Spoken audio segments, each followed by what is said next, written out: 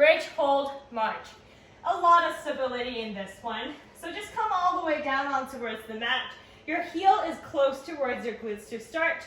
Push yourself up into your bridge and adjust your shoulders just good enough to stabilize strong on the mat.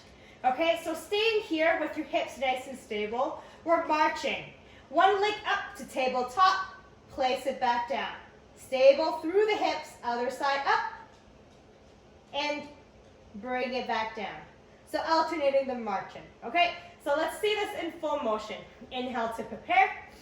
Exhale, just hold your bridge, lift it up. Nice and stable through the core. One leg at a time. Exhale. Exhale. Exhale. Exhale. All right, and that is 2 repetitions. Return yourself back down onto the mat. That is your bridge, hold, march.